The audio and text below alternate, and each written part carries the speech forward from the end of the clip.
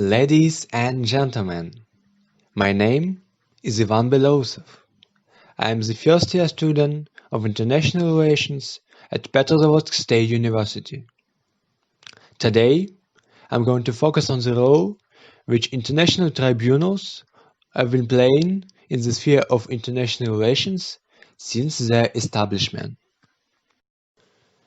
My presentation is divided into 7 parts. Introduction, the idea of international tribunals, the history of international tribunals, the role of international tribunals in modern world, summary, conclusion, and references. Nowadays, it is believed that the most serious international crimes should be judged by the world court.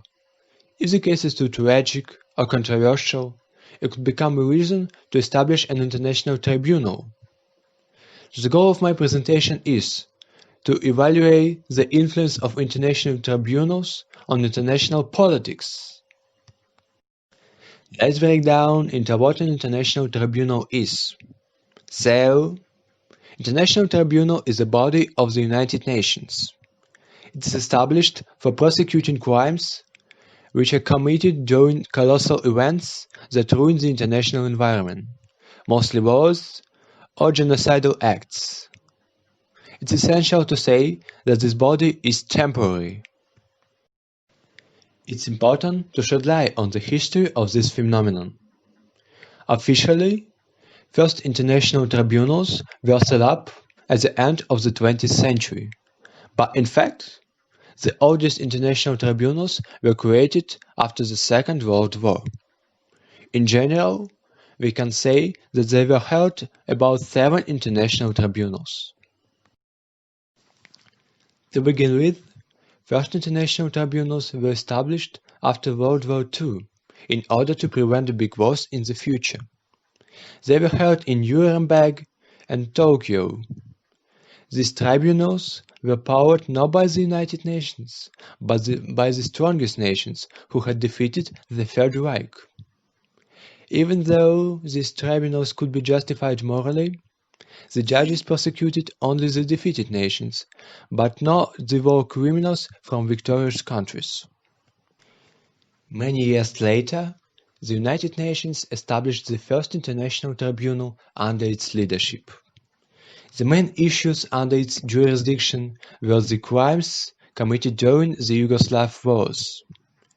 It was claimed that the tribunal would judge war criminals from both warring parties. Nevertheless, this tribunal is now considered subjective. The interests of many countries like Russia, the USA, or Great Britain clashed during this criminal tribunal. What's more, another big trial which is connected with Rwandan genocide is also controversial. It is considered not very effective because it couldn't prosecute all the subjects. 13 criminals were left at large.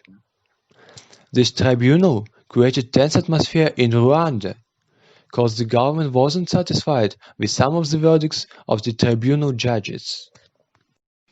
So, let's move on to the present. Nowadays, we cannot monitor any international tribunals. Of course, there have been attempts to establish some, but all of them were blocked. Nonetheless, decisions of the international tribunals affect the modern world.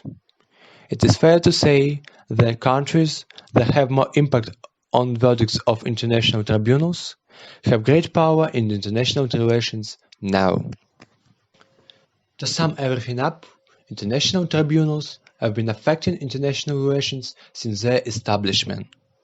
If a country is a winner of such trial, it will gain a lot of power and prestige. To draw a conclusion, the mechanism of international tribunals should be developed in order to make them more just. Now, it seems that the slogan of international tribunals is "The winner takes it all." On these slides, you can see all references which were used for my presentation. Thank you for your attention.